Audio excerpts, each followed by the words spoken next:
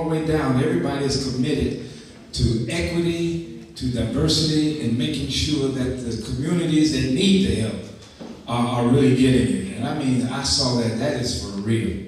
In fact, they even have another part of this initiative which comprises the technical assistance. We have some organizations that have grants that would even help us and support us in technical assistance and some other things like that. So there's a lot of support, hoping that we can really pull things together. And this particular forum, as you see on this, is designed especially for the residents of District 4. And Scotlandville is represented here. We met them, I believe, at one of the events the other weekend. And just so excited that they have come. We were at High Neighbor on this past Saturday. But we had about, I don't know, we must have interfaced with over 250 people. Just with the information. So we know that getting information to the community is very important. And we're going to be in Scotlandville at the Scotlandville Saturdays in May. They have the music series that's going to be going on every Saturday in May. And so you will be seeing us. I am a transportation coordinator. Basically, for the vocational part, once we get the participants, I will be the one that's picking them up, taking them to their classes, and taking them back. You can hear me? No. You can? All right. No, we eating now. You can hear me? No. You can hear me? Yeah? All right, cool. I'll be the one that's, taking them to their vocational and taking them back to their residence. So, and just like I picked y'all up to. So the strategy in which we want to take for RRM, we want to include media. We don't just want to utilize the news. The news is very broad. So to target this specific area, we want to do interviews with the residents. Maybe some of y'all. We can do interviews throughout the neighborhood. Me and Mr. Jeffrey will be going throughout the neighborhood, interviewing businesses, business owners, and talking to the residents and filming the whole process, so that we can put it on our social media platforms and share it with our networks and things like that. So we thought that visually people should be able to see what we're doing. So that's the strategy. Is objective number 2 of the whole project is to engage the residents and advise residents of all the services so that the residents themselves will develop the strategy. Now, all these organizational partners you see that's going to be here and who are part of this work are here to actually support you residents in terms of developing the prevention strategy for your own neighborhoods, for your own communities. It will be what you determine based upon what your needs are, the resources you need to come in.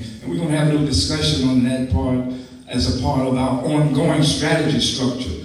But we're not designing it. We're here to bring all our expertise and resources and people to really support you in your work to develop that strategy. It has to be yours, right? If it's going to work, it got to be yours. So we're the support team behind. So we want this place that is going to be filled with residents and developing that strategy for each particular community. That's the goal of the forum. And we couldn't do any of this unless we had the organizational partners. And as I indicated, you can see those who are working with us. And tonight we do have a very special organization, Auctioner. I want to say, and I say all the organizations are doing extraordinary work and committed to doing specific things. But Auctioner, and we've been working with them for some years back, committed to do more above and beyond what we asked them to do. And we're going to hear some of that too from Ms. Bienemy when she comes in terms of the Auctioner commitment. In fact, Ms. Bienemy, won't you come now and share with us?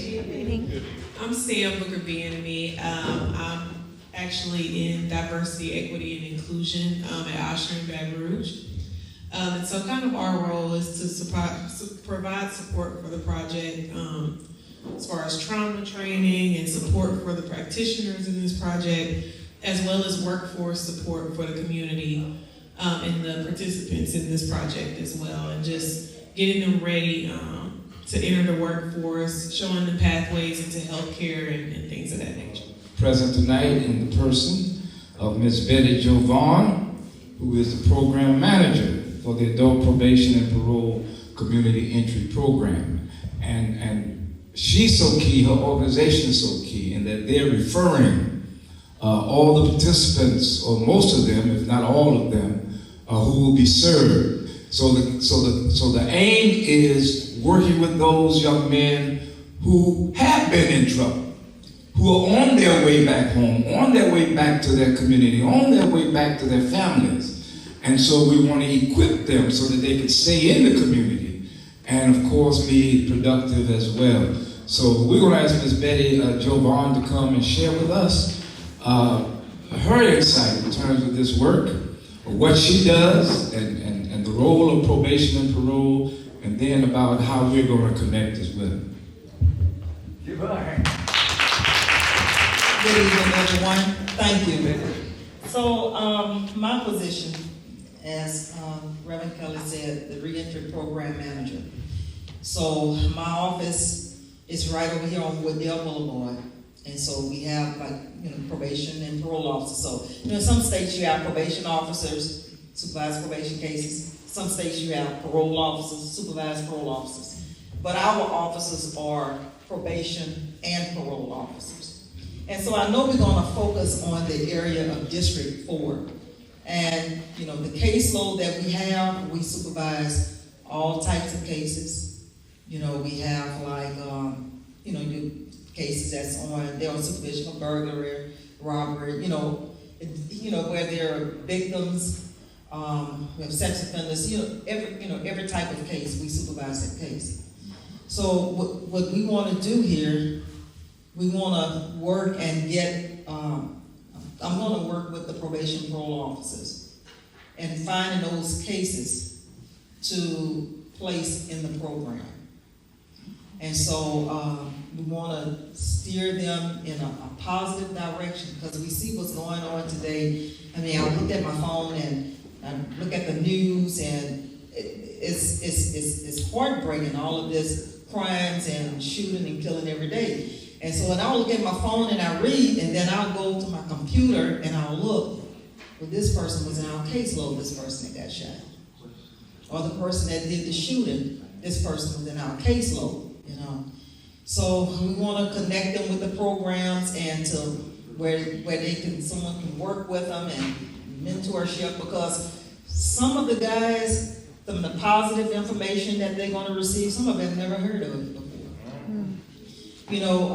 Another job that I do extra duty, where we work also in the juvenile facility.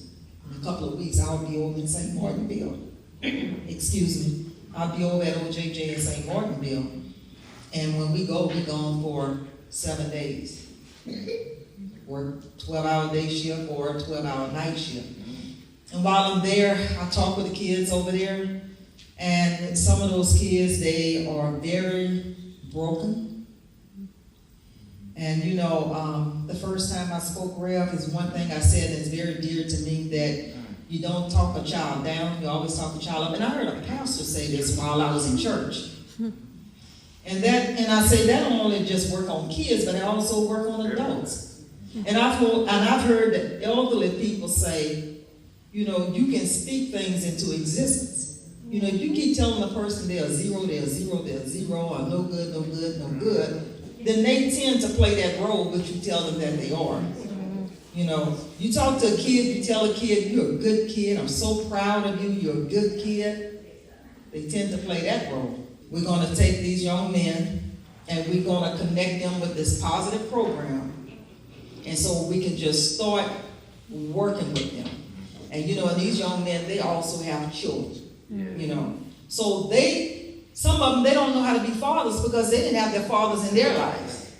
So we need to talk to them, and it doesn't matter to me at this point where we are in life, if it's a male that's talking to them or a female, just like I'm saying, talk positive to them, say positive things to them, you know, talk them up, not down. And so that's what we're gonna do. We're gonna work with getting some of them into the program. We're focusing on District 4 area, right? Police District 4. So I gotta go look at what the zip code is for that area. Yeah, particularly Scotlandville. 7805 and 7807. 7805 and 7807. And Brookstown. Okay, so it's 2 zip codes that we're looking at? 7805 and 7807, okay, good. 5 and 7. Okay, because we have a large caseload, so we gotta go through those caseload, and the way that works, we have officers that supervise that particular area. So I have to check and see, okay, what officers we have supervising 7805, 7807, and then I will meet with those officers and say, hey, look, we're working with this program, you know, we're trying to get, you know, the young men into this program between the ages of 18 to 24. Let's go through the caseload and let's find them. And then once we find them, we're gonna do the referral form. We're gonna make contact with them. I'm gonna talk with them and explain to them about this program. Because, you know, Rev, sometimes we're gonna have some that's like, they don't wanna do anything. They don't wanna be a part of anything. You know, so we wanna talk to them and try to, you know, hey, this is gonna benefit you. There's a lot of talking we're gonna have to do. You know, we have to do a lot of talking and talk and try to convince them this is going to benefit you, because when they get in, it's going to be voluntary. You know, as far as now, it's not going to be court order. They'll be volunteering into this program. So we got a lot of work to do, and we're going to do it right. Let's pray for her work and all others who are engaged in this endeavor. In Illinois, I grew up in Chicago, but I learned as the chaplain at the Marion County Sheriff's Department tremendous insight of what real ministry is in terms of meeting people where they are, and sometimes even at the lowest level, and helping them to come up to where they should be in terms of their humanity and the gifts that God has for all of us. And so I began in that work, chaplaincy, the national director for our National Baptist Convention in Prison Ministry and Criminal Justice, all over the country working with young men and older men incarcerated, and realize the challenge you got to work in terms of helping them to return home. So it's been a 40-year journey for me in that area of ministry, and I just retired 2 years ago from the pastorate after 40 years, having come here to pastor first at Mount Zion First Baptist Church downtown, and then we moved to Baker, Louisiana as the Greater First Church that came out of Mount Zion downtown. So I'm just excited again. I tried to retire. I retired. But this came looking for me. And what I've learned is, you know, that's the best call when it comes to you, isn't it? And what I learned is, you know, you serve where you're needed. And our organization, RRM, started in 1996 when I was pastor in Gary, and we brought it here, and we've continued that work intermittently, but now we've got the kind of support to kind of get things rolling again. So again, I'm just grateful.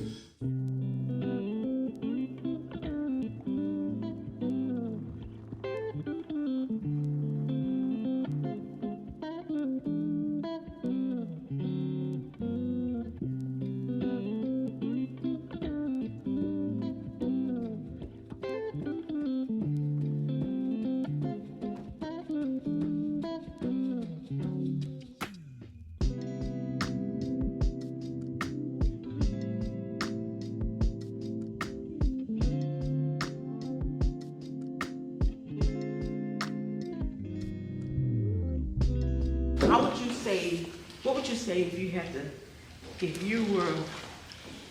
were in an accident and the police officer say, what neighborhood do you live in? What community do you live in? Describe it. And they're gonna write it down. Just fill in these and just talk about it. How do you define neighborhood? How do you What's a define community? Yeah, what's neighborhood? You have a good answer. What did he say? Huh? Where people stay. Where people right. stay. Where people stay. Oh, really? Yep. Gotta tell the people what you be doing back here. I'm cooking. You celebrate Serving Cooking that my chicken. boys some good food to eat. Nourishment. That good old chicken. That good old food back here. You done clean the plates. That's what we do, huh? That's what we do.